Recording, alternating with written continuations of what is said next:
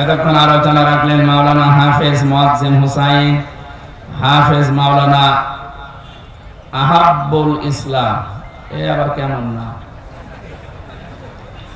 মাওলানা কারি আব্দুল কাইয়ুম ফয়েজি, সহসভাপতি, বিশেষ অতিথি, অন্যান্য উলামায়ে কেরাম। গতকাল এখানে যারা কথা বলেছিলেন ইসলামিক চিন্তাবিদ, শিক্ষাবিদ, শাইখুল হাদিস আল্লামা মামুনুল হক হাফিজাহুল্লাহ, কথা বলেছিলেন মুফতি মনির হোসেন কাসেমি, মুফতি রাশেদ ইলিয়াস, মুফতি নূর হোসেন নুরানি, সব আমার জেলহাজ ভাই, সব আমরা এক ঘরে ছিলাম। হজ যারা করে আরাফাতের ময়দানে গেলে মানুষ বলে আলহাজ ভাই, আরাফাতি ভাই। জেল যারা খাটি একসাথে আমার জেলহাজ ভাই না, জেলহাজ ভাই।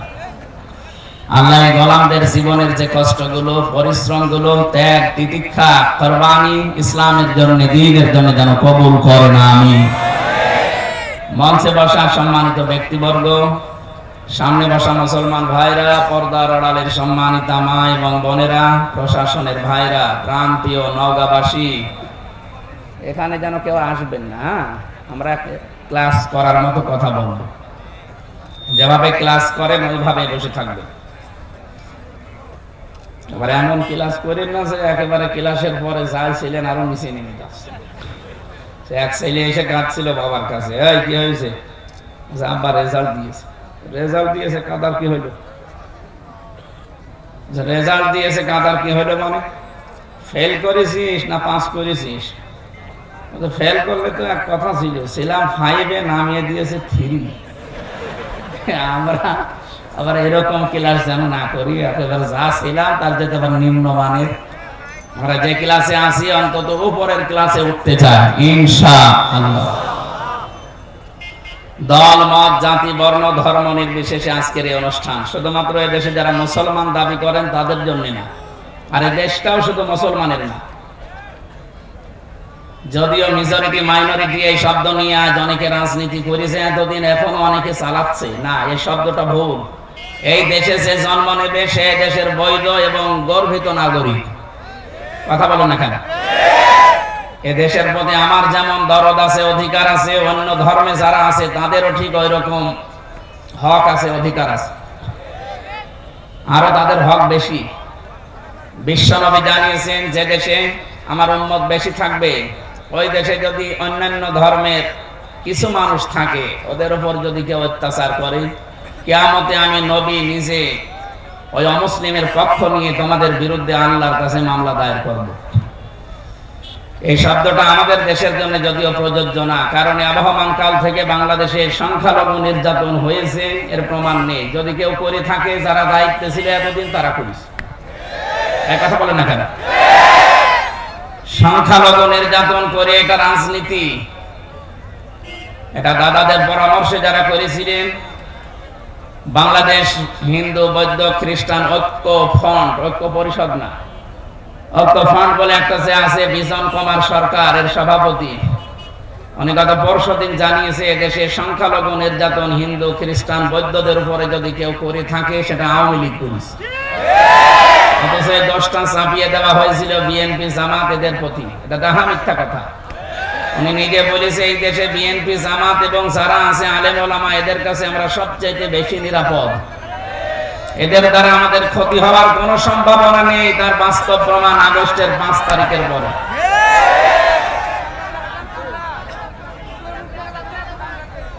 কে বলে কিছুই করার নেই, হয় বসেন নাই বাড়ি চলে যান, দেখছো করা যাবে না, এখন ডিস্টার্ব করলে হবে না, বসেন। হ্যাঁ, কথা বলা যাবে না।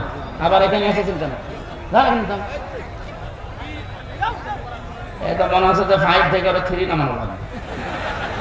ও শুনবে না, দেখে মনে হয় যে বান্ধবী এসেছে গল্প করবে না।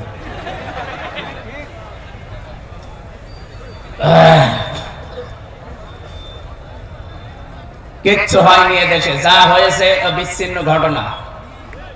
ওরা যদিও এই সমস্ত ইস্যু তৈরি করে আমাদের এই দেশটাকে অস্থিতিশীল পরিবেশ তৈরি করার পায়তারা চালাচ্ছে, বিশেষ করে যারা পালিয়ে গেছে তাদের বুদ্ধিমতো। আমরা এটা সফল হতে দেব না ইনশাআল্লাহ। ডক্টর মোহাম্মদ ইউনূস গতকাল এবং আজকে ধর্মীয় নেতা যারা বাংলাদেশে বিভিন্ন ধর্মের সবাইকে ডাক দিয়েছে যে মতামত দেন, আমরা এখন কি করব। সব দল মিলে ঐক্যবদ্ধ, এদেশে কোনো অস্থিতিশীল পরিবেশ তৈরি করতে দেওয়া যাবে না, তাহলে মোড়ল যারা আছে তারা কিন্তু সুযোগ পাবে।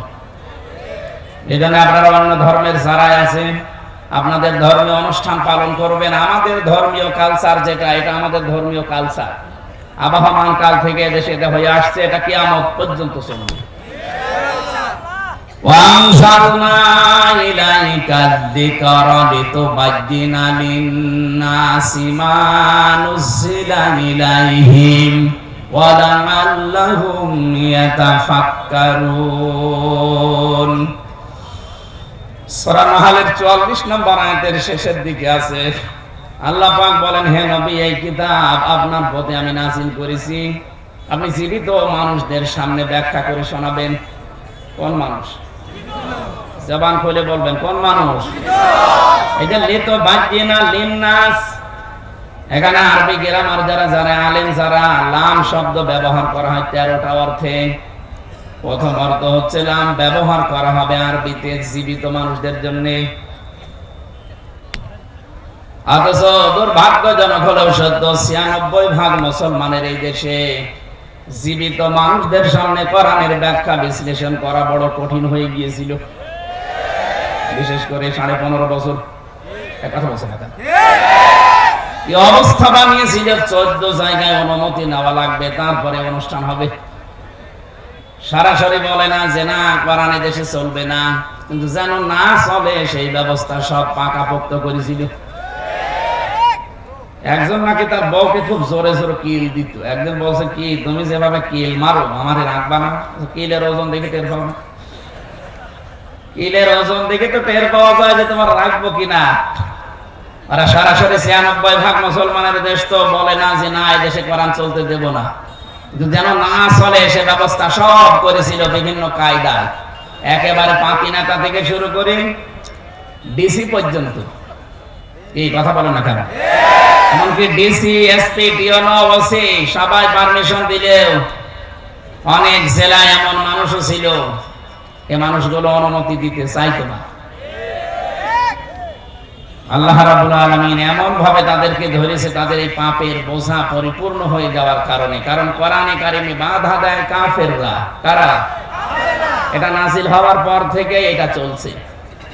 কাফেররা প্রথমেই বলেছে না সব চলতে দেওয়া যাবে, কোরআনের আলোচনা যেন মুহাম্মদ করতে না পারে, এ সিদ্ধান্ত কাফেরদের। আপনি হয়তো ওইভাবে বলেন না, কিন্তু সিস্টেম চালু করেছিলেন কাফেরদের মতো। 1500 বছর আগে কোরআনে কারিমে বাধা দিয়ে আবু জেহেল যদি কাফের হয়, তা আপনি কি বলেন? বলেন। অনেকে বলে হ্যাঁ আবু জেহেলের সাথে তুলনা দিচ্ছেন, আবু জেহেল আল্লাহকে মানতো। আরে ভাই, কাবা শরীফের সভাপতি ছিল, আপনি তো নওগাঁ মসজিদের সভাপতি, আপনাকে কেউ চেনেই না। আর আবু জেহেল কোন মসজিদে? কাবা শরীফের সভাপতিও। হাজিদের পানি পান করা তো ধান্দা কিসে? টাকা পয়সা কামাই করার জন্য হাজিদের খেদমত করতো ওর লোকজন দিয়ে। 2 নম্বরে ওকে যদি কেউ জিজ্ঞাসা করতো আল্লাহ বলতে কেউ আছে, ও শুধু বলে না যে আছে, কোরআনে কারীম ওর কথা কোট করেছে, ওয়ালাইন সাআলতাহুম মান খালাকাস সামাওয়াতি ওয়াল আরদা লা ইয়াকুলুনাল্লাহ। কয়েক জায়গায় আল্লাহটা দিয়ে জানিয়েছেন, হে নবী ওদেরকে যদি জিজ্ঞাসা করেন আসমান আর জমিন কে বানিয়েছে,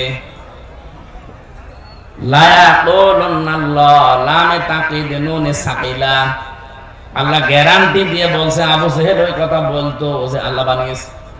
কে বানিয়েছে? তাহলে আল্লাহ একজন আছে, ও বিশ্বাস করতো না? কথা বলে না, করতো। বর্তমানে আমাদের মতো হালকা বিশ্বাস না। ওই দিন বদরের ময়দানে যাবে, ওই দিন বদরের যাওয়ার আগে কাবার গেলাম না। এখানে তো ডিস্টার্ব হচ্ছে ভাই, আমি আলোচনা বন্ধ করে দিই, হবে না? না হয় আপনি করেন না, আমি চলে যাচ্ছি, কথা বলা যাবে না। আমি আর কি মারছি নাকি? আপনি একটা বিষয় বুঝবেন না, আপনি বসে আছেন কোন কারণে? না না না, বোঝা লাগবে ভাই। আপনি মাহফিল দিয়েছেন তাই কি?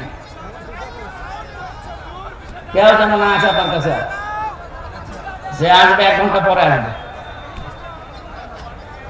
না, আমি ডিস্টার্ব হলে কথা বোঝাতে পারি না ভাই, এটা আমার মনে হয় অপারগতা।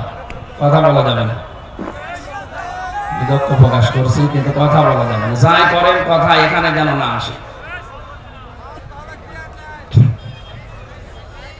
কিছু সূক্ষ্ম বিষয় সামনে আসবে, তো এই জন্য বারবার আমি মনোযোগে এইদিকে নিচ্ছি। এখানে বসবেন না, সকালবেলা বলবেন না কি বলে গেল বুঝলাম না। আপনি বুঝবেন কি করে? গল্প করছিলেন।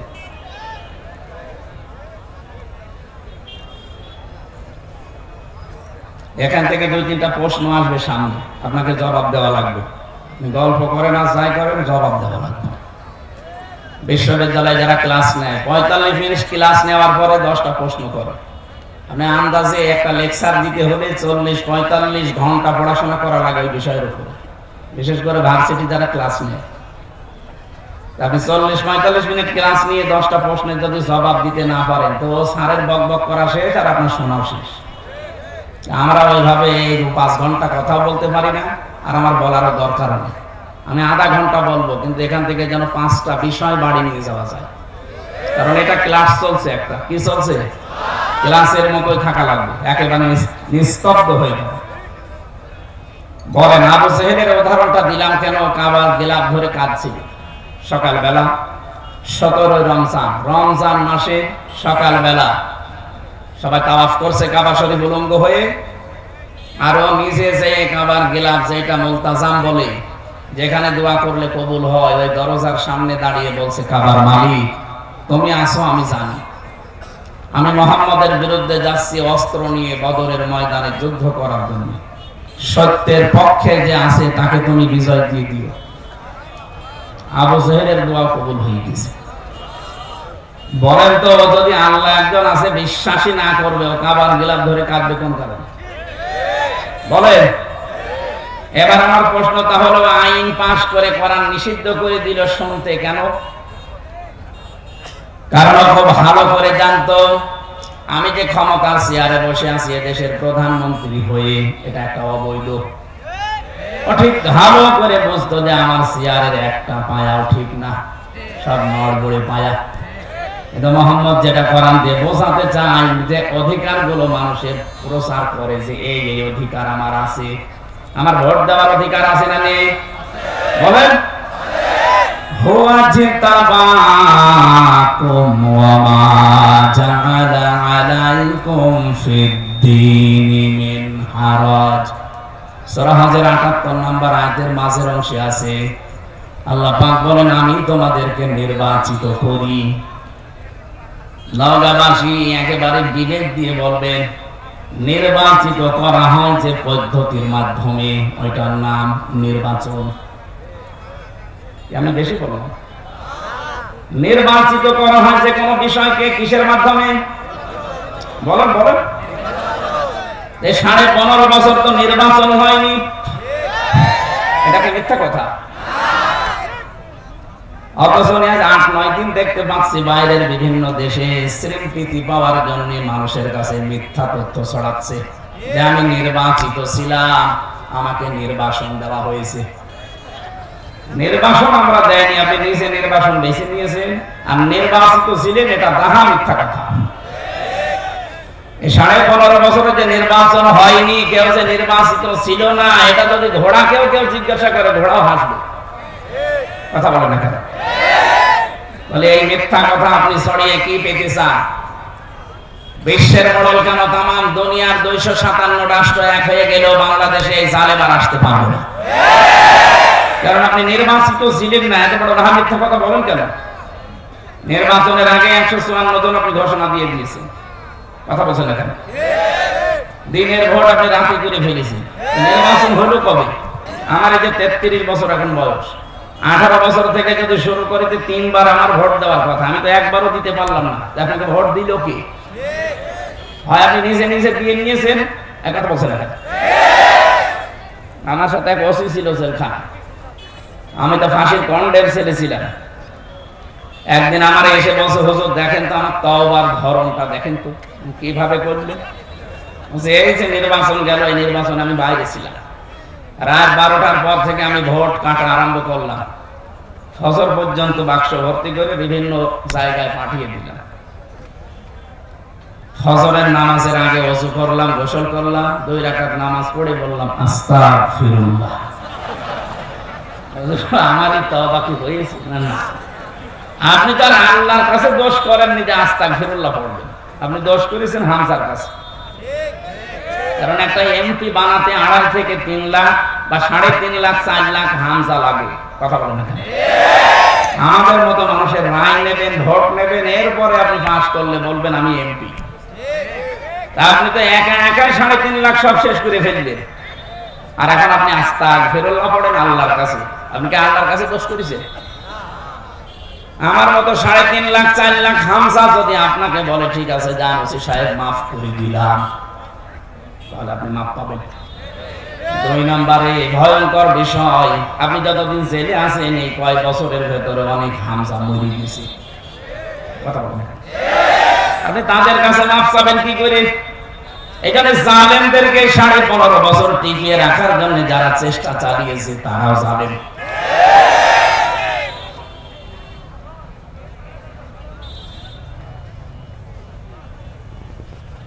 বলেন তো ওসি সাহেবের যে তওবার ধরন বললো, ওকে তওবা বলে নাই আর কি বলে? বাংলাদেশে বহু মানুষ এখন দেখছি আর কি মারছে। আরে ভাই তওবা হবে তো তার কাছে, অপরাধ হয়েছে যার কাছে। আপনি আল্লাহর কাছে কোন অপরাধ করে থাকলে ওনাকে বলেন, উনি যদি মাফ করে দেয় দিক, শাস্তি দেয় দিক, ওনার ব্যাপার। আপনি তো অপরাধ আমার কাছে করলেন, আমার কাছে অপরাধ করে খাবার গিলাপ ধরে মাফ চাবেন, পুরাটা উল্টা না। আপনাদের তাওবা হচ্ছে না। যারা তাওবা করতে চান, অপরাধ করেছেন যার কাছে, স্বীকার করবেন তার কাছে। এইটা বাংলাদেশে যদি চালু হয়, পরবর্তীতে যারা চেয়ারে বসবে ওরা অন্যায় করার সাহস পাবে না, কারণ অপরাধ যার কাছে, স্বীকার করা লাগবে তার কাছে। আজকে এই সংক্রান্ত আয়াতগুলো আমরা কোরআন থেকে পড়েছি, আমরা কথা বলবো সামনে ইনশাআল্লাহ। আবু জাহেলের কথা বলছিলাম, এই লোকটা বেশ ভালোভাবে জানতো আমি যে চেয়ারে বসে আছি, এত জোর করে আছি। মুহাম্মদ যেটা বলতে চায় অধিকারের কথা, যদি সত্যি মানুষ এগুলো জেনে ফেলে তাহলে আমার চেয়ার রাখবে না। এই জন্য মুহাম্মদের কোরআন এটা বন্ধ করা দরকার। 1500 বছর পর নব্য আবু জাহেল যারা, তারা জাতে মাতাল হলো, তারা ঠিক ছিল। ওরাও বুঝেছিল আমাদের যে চেয়ার, এ চেয়ার তো বৈধ না। কথা বলেন না? এই জন্য 15 বছরের ভেতরে যারা নির্বাচনের মাধ্যমে প্রহসন করে এমপি, মন্ত্রী, মেয়র, সাবেক উপজেলা চেয়ারম্যান নিচে লিখে দেন, আপনি লিখবেন না। কারণ আপনি সাবেক উপজেলা চেয়ারম্যান, সাবেক মেয়র, সাবেক এমপি, সাবেক মন্ত্রী, এটা অবৈধ। আপনাকে কে ভোট দিয়েছে যে আপনি এটা লিখেন? আপনি একটু বেশি করে লিখতে পারেন যে সাবেক চোর, এটা লেখা যায়। কারণ আপনি চুরি করেছেন, আপনি লিখে দেবেন যে আমি চোর।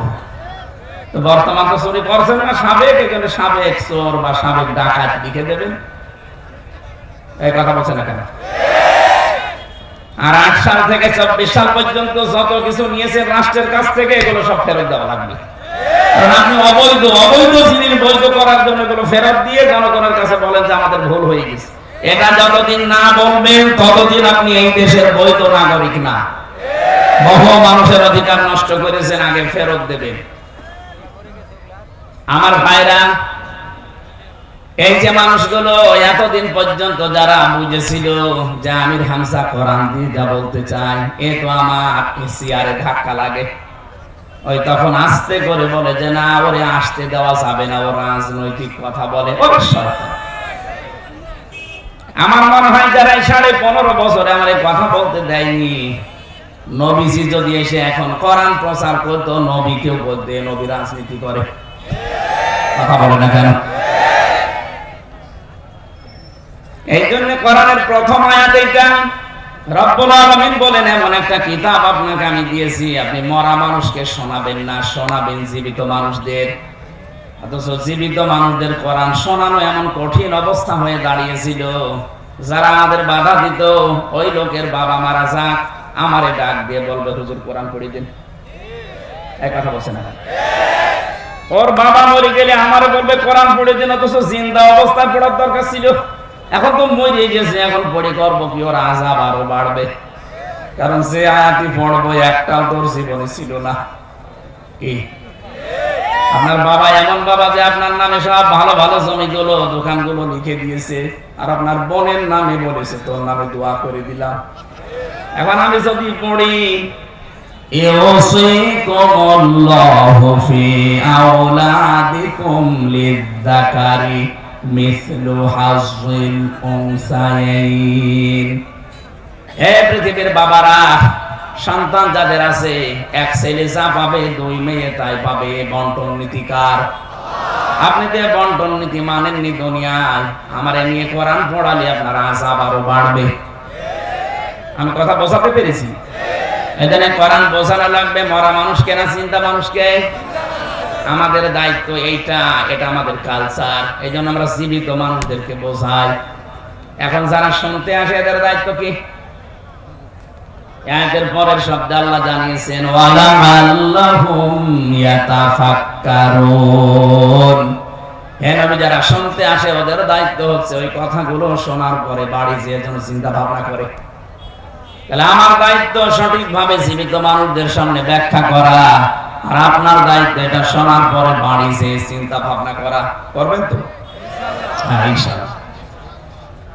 এই কোরআন, এজন্য আমি বলছিলাম আমাদের শুধু একা না, হাযা বায়ানুল লিন-নাস, মানুষ পদবাচ্চে যারা বিবেচিত সবার জন্য আজকের এই অনুষ্ঠান। আমরা সবাই এখন দল মত জাতি নেই, সব এখন এক। কথা বলেন না কেন? ইসকনের যে নাম শুনছিলেন মুআজ্জম ভাইয়ের কাছে, আসলে ইসকন এটা হিন্দুদের খোদ সংগঠন না।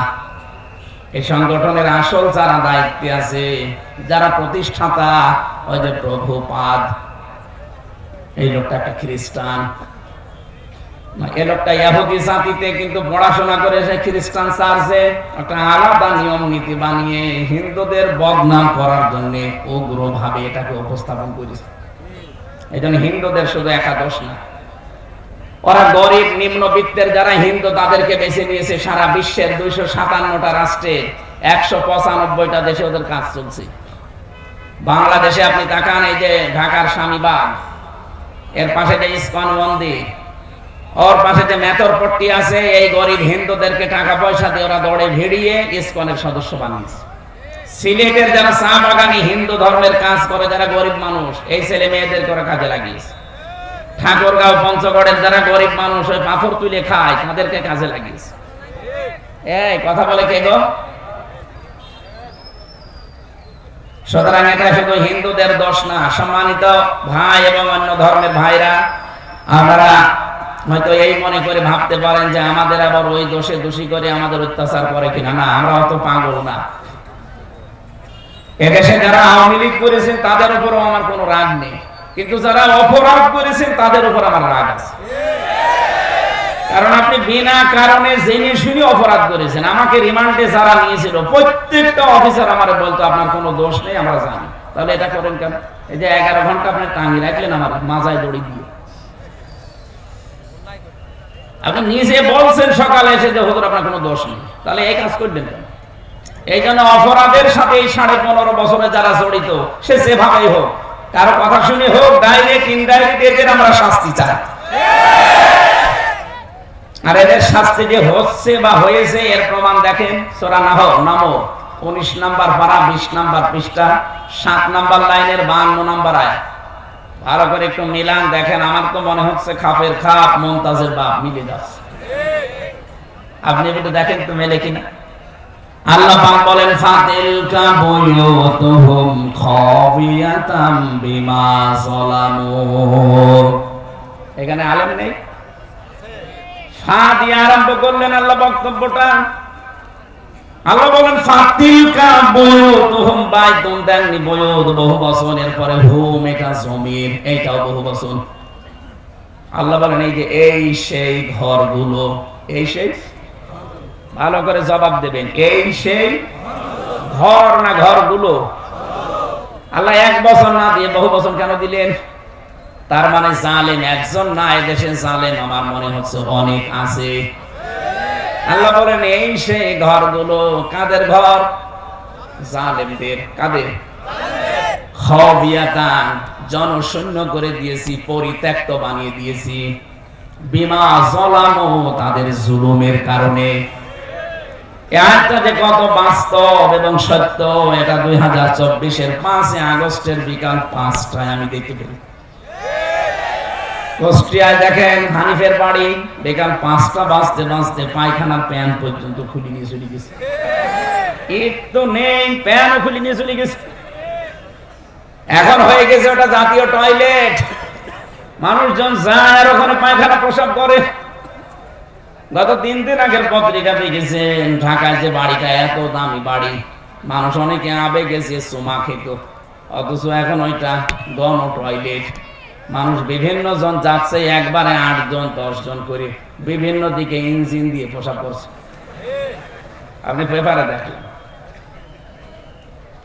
কাবা শরীফ তাওয়াফ করছিলাম একবার 16 সালে, 7 চক্কর দিলাম, বেশ ভালোই লাগছিল। হঠাৎ উপরে গেলাম, যে দেখি পেটে ব্যথা করছে। পুলিশকে ডাক দিয়ে বললাম, ইয়া সাদেক তাল, এদিকে আসেন।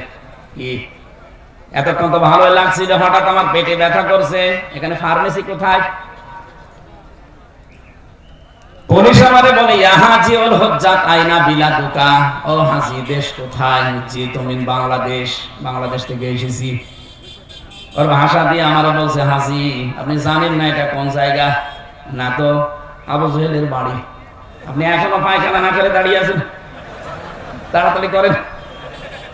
পায়খানা করে দেখে আমার পেটের ব্যথা ভালো হয়ে গেছে। আল্লাহ যেন আমাকে জানাতে চাচ্ছে, হামজা এত টাকা খরচ করে আসলে আর শয়তানের মুখে পায়খানা না করে চলে যাবা, তাড়াতাড়ি করো। আমার তো মনে হচ্ছে এই 15.5 বছরে জুলুমের যে মাত্রা, আমি তো কিছুটা টের পেয়েছি।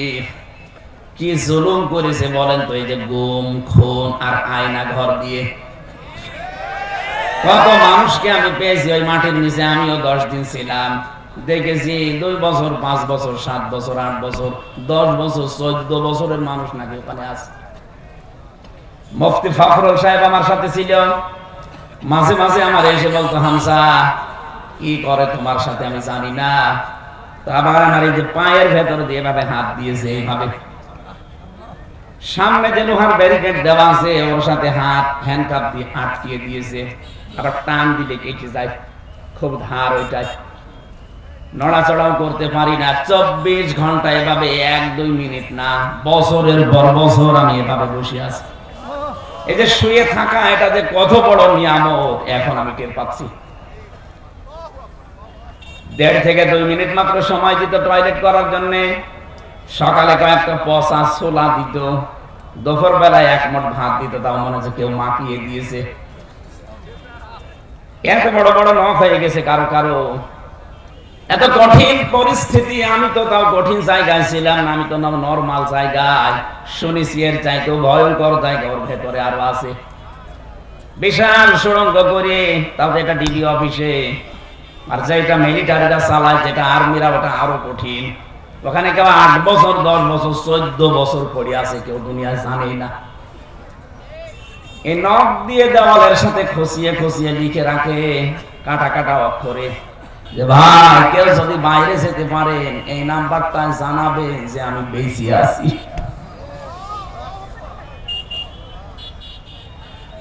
এই জুলুম যারা করেছিলেন এই 15 বছর 15.5 বছর ধরে, আপনি বলেন তো কোথায় পৌঁছিয়েছিলেন? এখনো পর্যন্ত অনেক জালেম দেখছি, জালেমদের সাফাই কাজ কি করেছে যে তার পালিয়ে যাওয়া লাগলো। শয়তান তোমার সাথে তো হয়নি, তুমি টের পাচ্ছ না। তোমার বাবার সাথে যেটা হয়তো তুমি টের পাইছো। কত মানুষ 15 বছর ঘরে থাকতে পারে নাই, গাছতলায় বাঁশতলায় ধানের খেতে আখের খেতে সময় কাটিয়েছে। এক কথা বলছেন না, কিচ্ছু জানে না, ভালো মানুষ ঘরে ঘুমিয়ে আছে, ঘুম থেকে উঠে দেখছে হাজত খানায়। কি গো তুই গাছ কেটেছিস কখন? স্বপ্নে। আমি তো আগে বললাম এটা হয়নি। নিজেই ধরিয়ে দেয়, নিজেই ছাড়িয়ে দেয়, মাঝখান থেকে 1-2 লাখ টাকা আল্লাহর রাস্তায় নিয়ে নেয়। কি চলছিল বলেন তো? আমাকে ধরার পরে বলছে 10 লাখ টাকা দেন, নাই তো 50টা মামলা দেব। কেন? মামলা কি বানাবেন? সব বানানো আছে, শুধু নাম লিখে দেব। কি দেশে বাস করতাম আপনি টের পাচ্ছেন? এই ছিল নাকি আইনের শাসক। এই জুলুমের সাথে যারা জড়িত তাদেরকে বলছি, আল্লাহ যেন তাদের ঘরগুলো বাড়িগুলো আজ পরিত্যক্ত করে দিয়েছে তাদের এই জুলুমের কারণে। আল্লাহ এই জন্য বাইতুন দেয়নি, বয়ুত দিয়েছেন। সারা বাংলাদেশে 630টা থানা আছে, আমি কম বেশি 600-র উপরে থানা ঘোরা হয়ে গেছে। সব জায়গায় দেখছি এই 3 মাসে প্রায় একই অবস্থা। কুষ্টিয়ার হানিফের বাড়ি তো নিজে বললাম, কয়েকদিন আগে দিনাজপুরে গিয়েছিলাম, কি দাপট ছিল তার বাড়ি পর্যন্ত এখন পায়খানা হয়ে গেছে। ভূত জিনও যায় না, ভয় না গেলে আবার প্রসাব করে কিনা।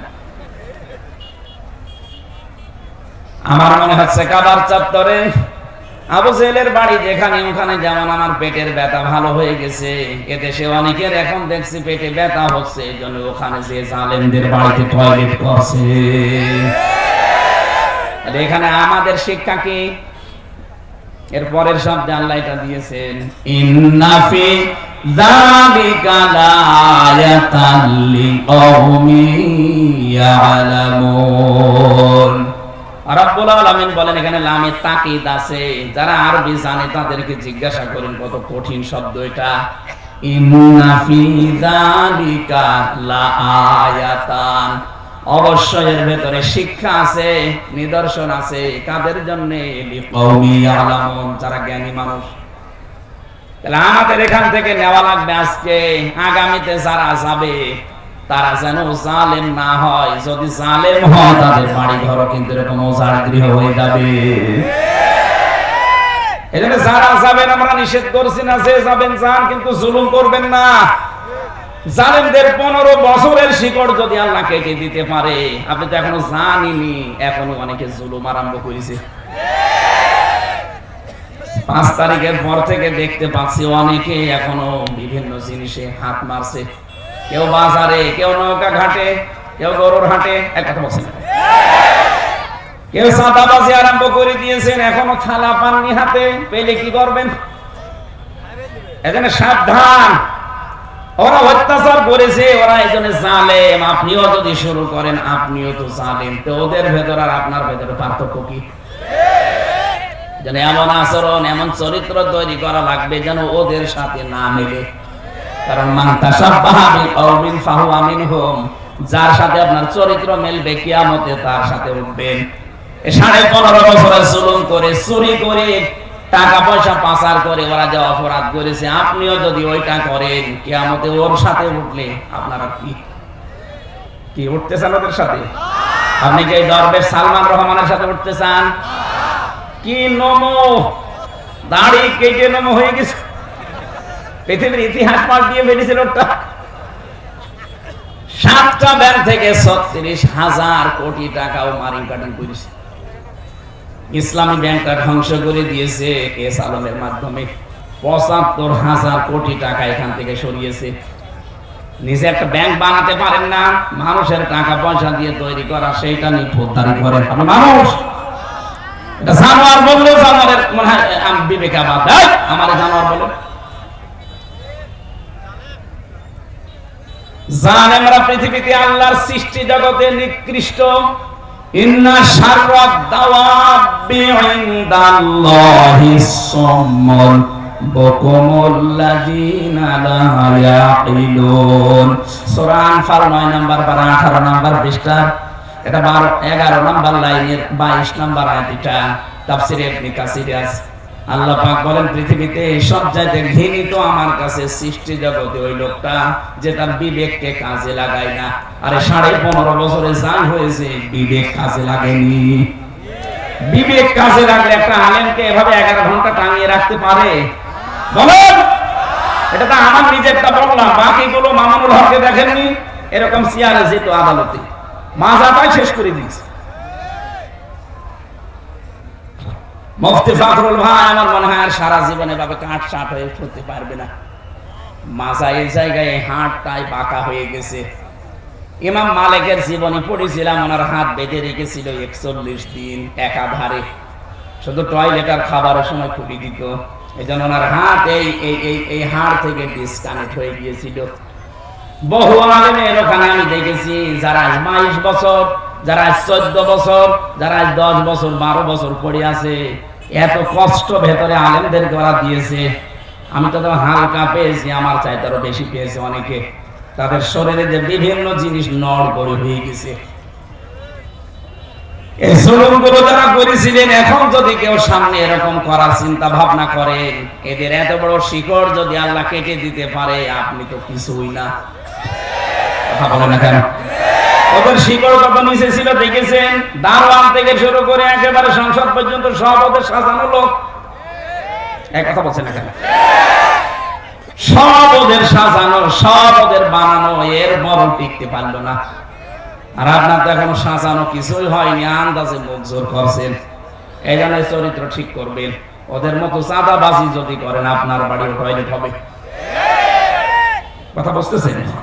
ওদের মতো মিথ্যা মামলা যদি দেন, আপনার বাড়িও এরকম পরিত্যক্ত হয়ে যাবে। গতকালকে কুমিল্লাতে একটা সমাবেশ ছিল।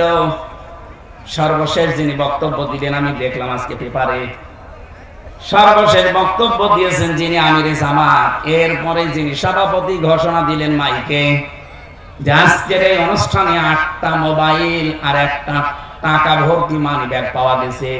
যার হয় সে প্রমাণ দিয়ে নিয়ে যান। এই পৃথিবীর ইতিহাসে এইটাই মনে হয় প্রথম। আপনি বলেন তো বাংলাদেশের কোন সমাবেশ শেষ হওয়ার পরে এটা বলতে পারে যে এখানে 8টা মোবাইল আর একটা মানি ব্যাগ ভর্তি টাকা পাওয়া গেছে? বলেন।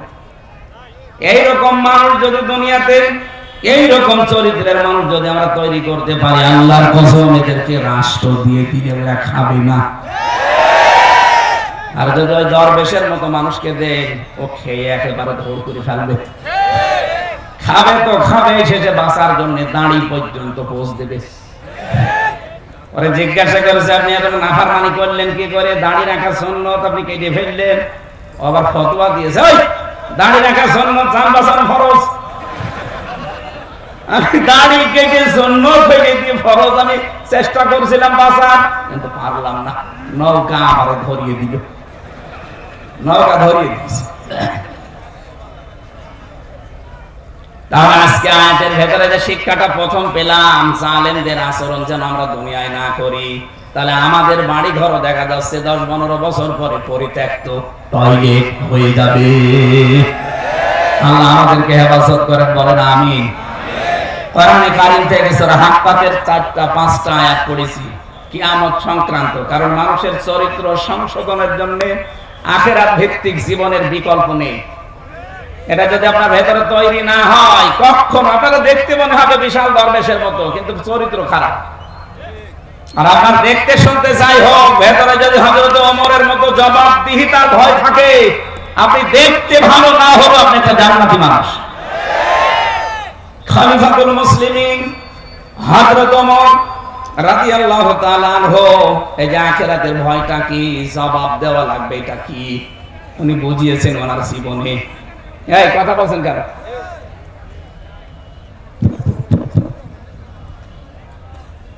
ছেলে তারা আব্দুল্লাহ নাম ভর্তি করলেন মাদ্রাসায়।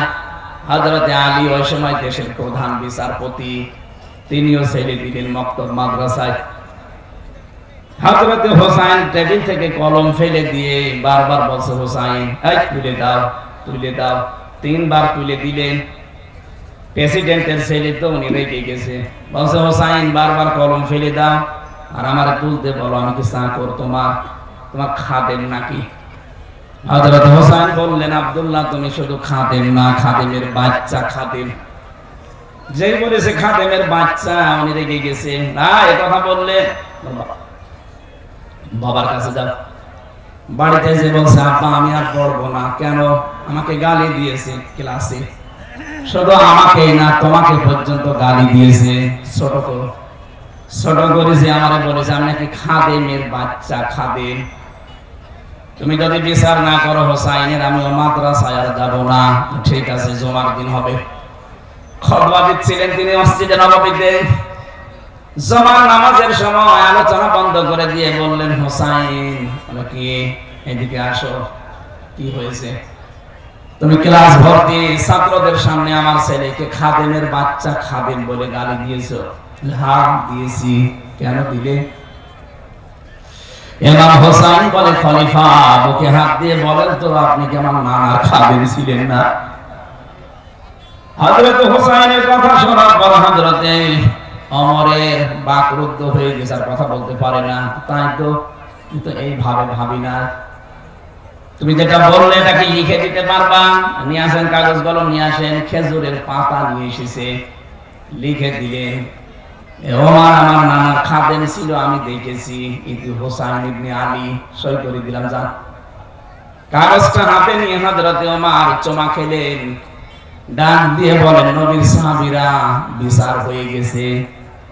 ছোট মানুষ সন্তান আব্দুল্লাহ তো বোঝে না, বলে, আব্বা তুমি তো বিচার শুরু করলে না, হয়ে গেল কি করে? হযরত ওমর বলে, সন্তান, যে বিচার করেছি শুধু দুনিয়া না, আখিরাতেও কাজে লাগবে। আমি যখন মারা যাব, এই কাগজটা আমার কাফনের ভেতরে দিয়ে দিও। মরণের পরে আল্লাহ পাক যেদিন আমাকে তুলবে হিসাবের জন্য, কিছুই যদি আমার কবুল না হয়, ভালো না লাগে, কাগজটা দেখাবো। রব্বুল আলামিন কাগজটার দিকে তাকাও, তোমার নবীর নাতি লিখে দিয়েছে আমি নাকি নবীর খাদেম ছিলাম।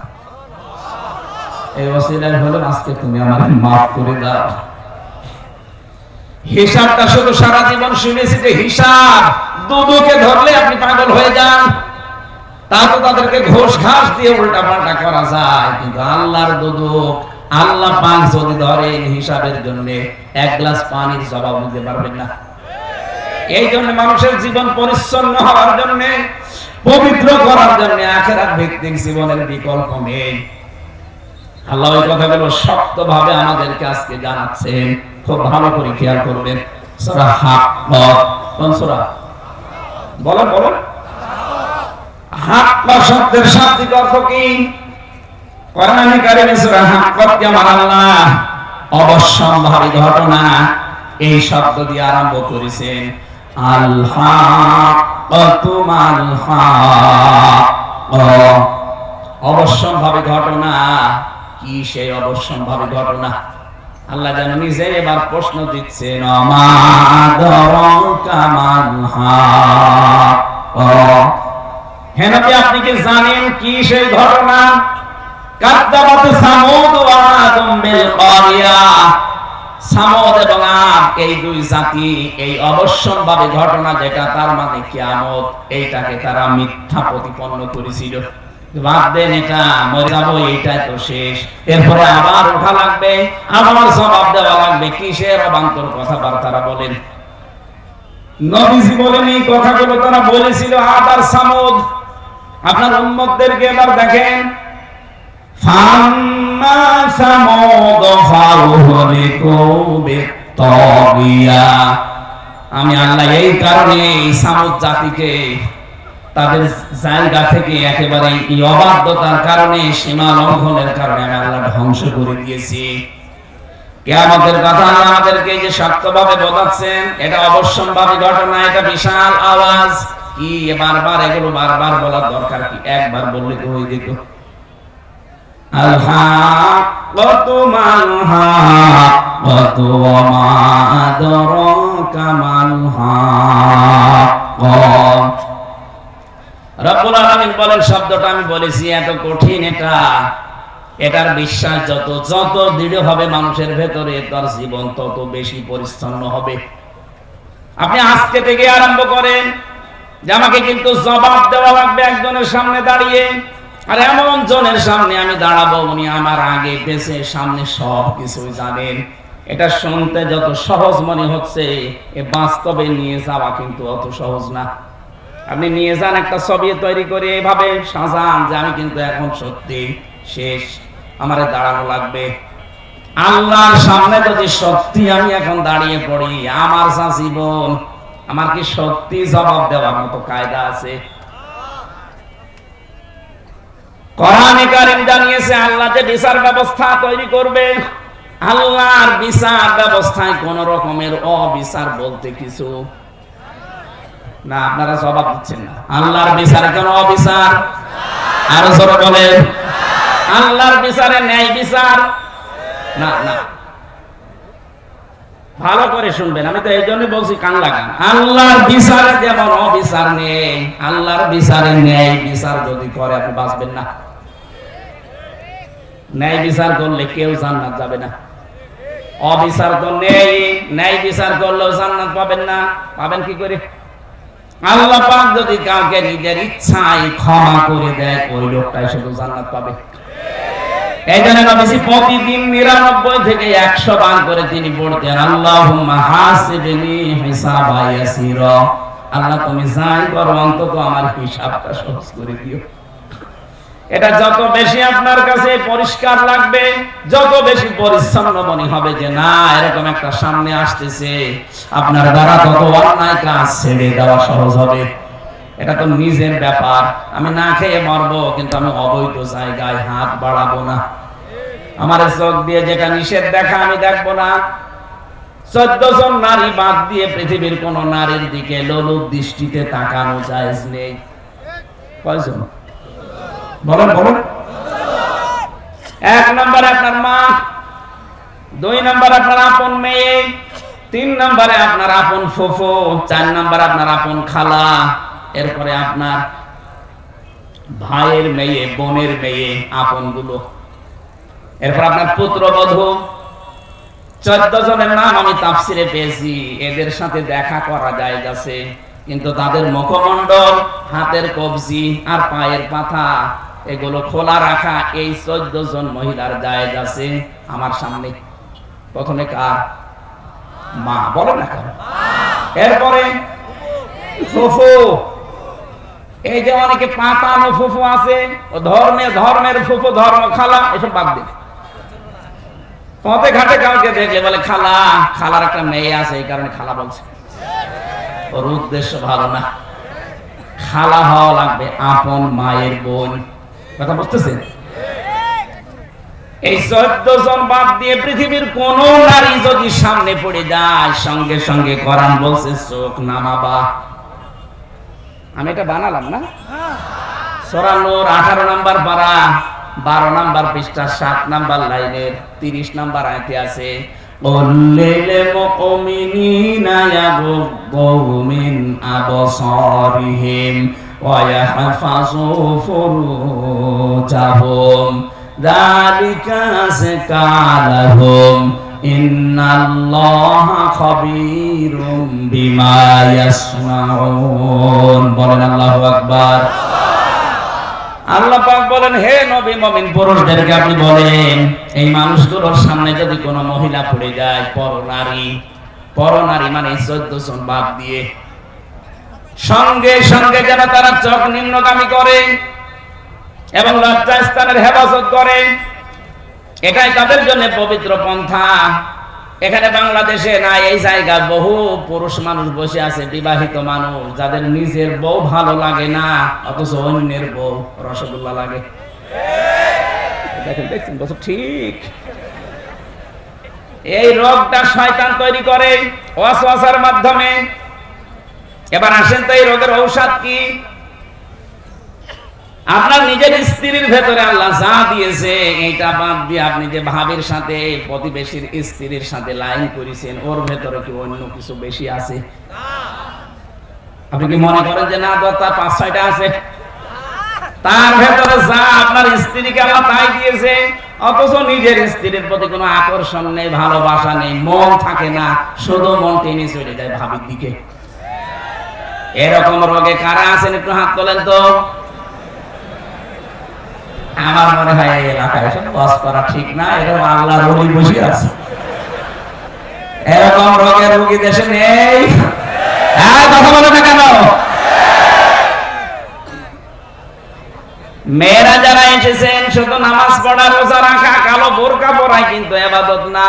ওয়াইদা গাবা আনহা হাফিজাতুহু, স্বামী যখন বাইরে যাবে তখন নিজের ইজ্জত, সম্ভ্রম, স্বামীর সন্তান, স্বামীর মাল সম্পদ এগুলো আপনাকে হেফাজত করে রাখা লাগবে। কিন্তু অনেক মহিলা ব্যর্থ, স্বামী বাইরে চলে গেলে মনে হয় দিন পায়। পাশের বাড়ির দেওয়ার নিয়ে শুনে আর আমি গল্প করছে, অথচ এমন জনকে মোবাইলে কথা বলছে যার সাথে মোবাইলে ওর জন্য কথা বলা যায় না। কথা বলো না, একটা বহুল কাজে আছে অনেকেই। হ্যাঁ, কোনো অবিবাহিত মেয়ে লোককে যদি ভালো লাগে প্রস্তাব দিয়ে সামর্থ্য থাকলে বিয়ে করে ফেলেন।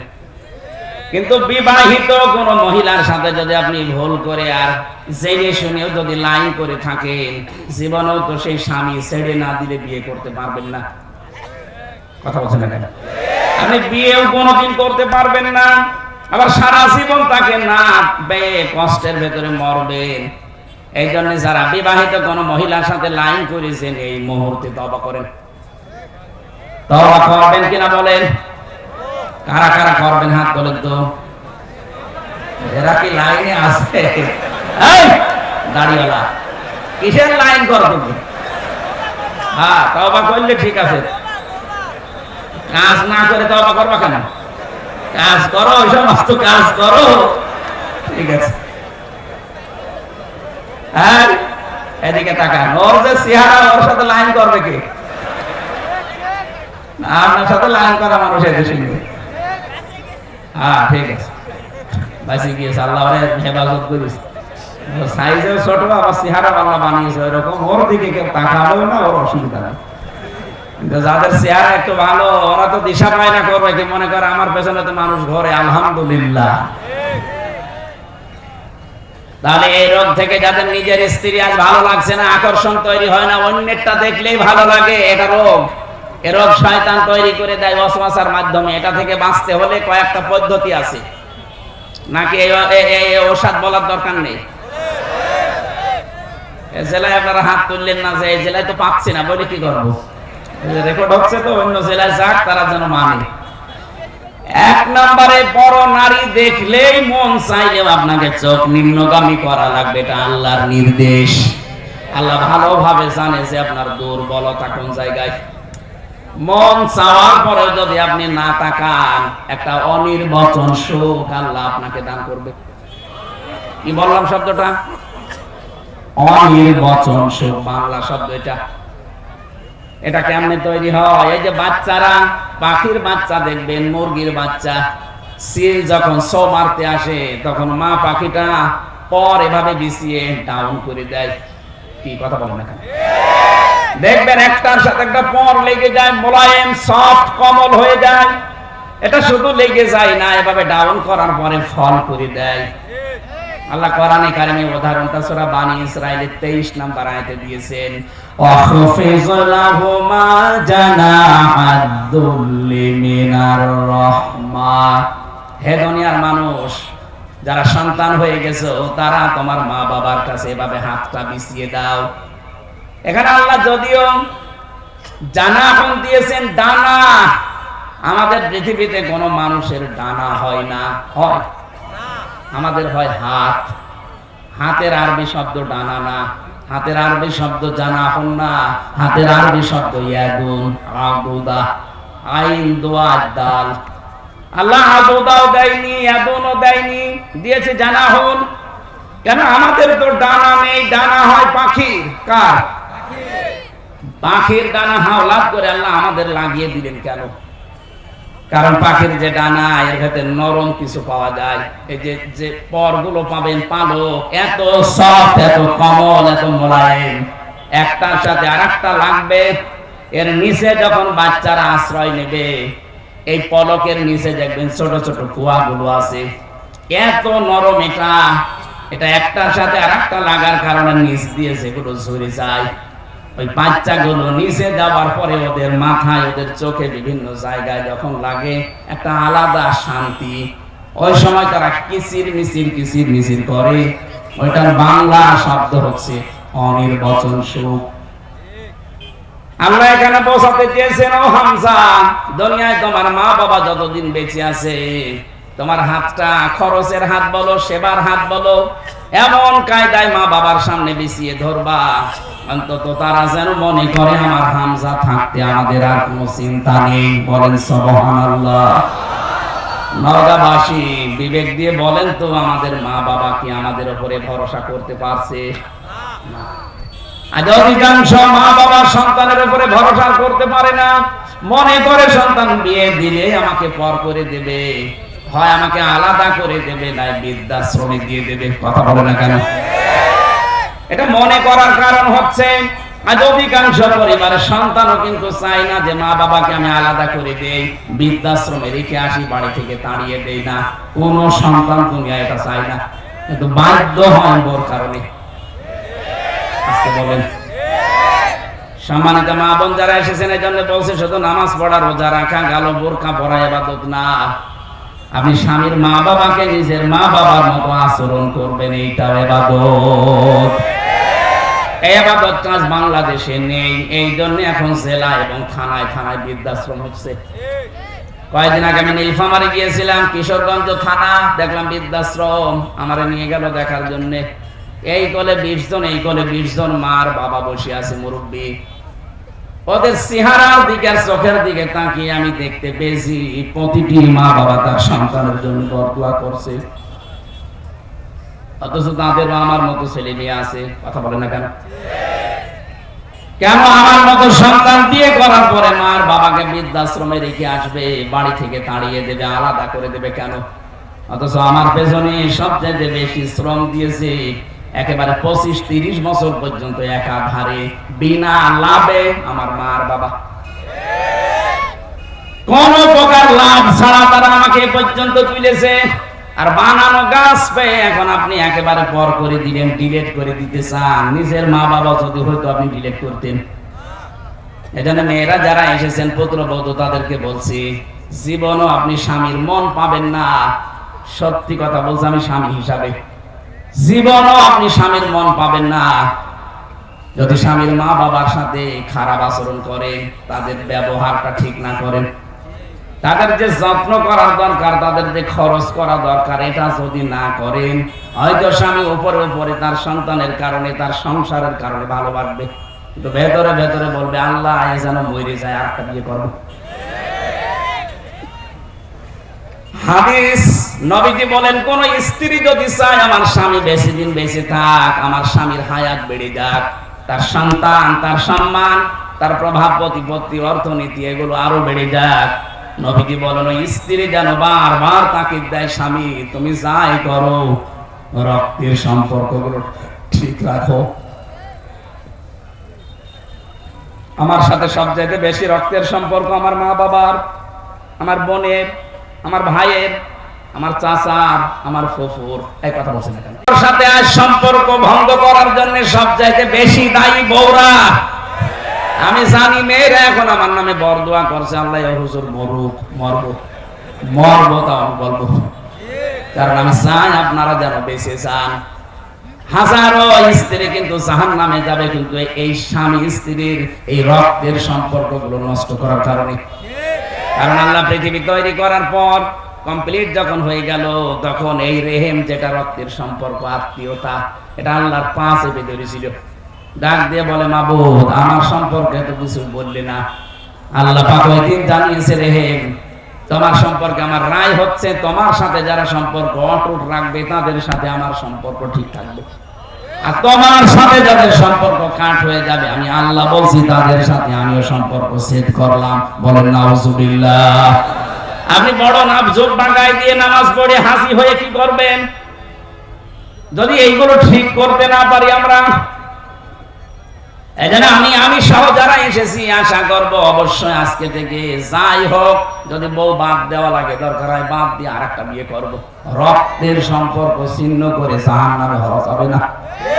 করতে বলেছে, কিন্তু আগের আয়াত পরের আয়াত দেখেন, সূরা নিসা 3, 4, 5। আল্লাহ পাক যেগুলোর নাম দিয়েছেন, এখানে হয় এতিম হওয়া লাগবে, অসহায়, 2 নম্বরে সে বিধবা হওয়া লাগবে, 3 নম্বরে তো স্বামী পরিত্যক্তা হওয়া লাগবে। এরকম মহিলা দেখে বিয়ে করার নিয়ম। আরো খুঁজে বেড়াচ্ছে আকিস গ্রুপের মেয়ে। আমার আকিব সাহেবের 3 বউ, ওনার ছেলে 4 বউ।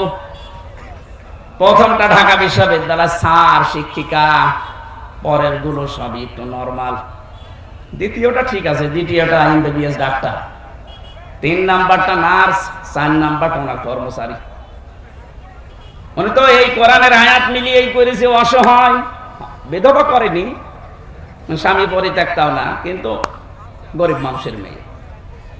তো ওনাদের যে সম্পদ আল্লাহ দিয়েছে, ওনাদের যে সম্মান, ওনাদের যে শরীর, যা খায়, আকিজের বড় ছেলের সাথে আমি থাকি, উনি দেখেছি উনি যে খাবার খায়, এক একদিন মনে হয় 8 থেকে 10,000 টাকার খাবার। এই এত খাওয়া লাগে না, এমন এমন খাবার, এত খুব দাম 2000 টাকা। এই জন্য শরীর ওইরকম টাইট। এখন 70 বছর বয়স, 4টা বউ, আল্লাহর রাস্তায় চালিয়ে যাচ্ছে, কোনো অসুবিধা নেই। অথচ আমার যে শরীর একটাই চলে না, আমি একটারে সময় দিতে পারি না। এই যে কয়দিন বের হয়েছি বাড়ি থেকে, খালি বাড়ি থেকে গেতাছে, ওইটাই করে বেড়াবে। এমনি 3 বছর জেল খেটে আসলে হয়নি, আবার ওই জেলের মতোই ঘুরে বেড়াবে, তোমার আর বাড়ি আসার দরকার নেই। আমার দ্বারা 4 বউ সাজে?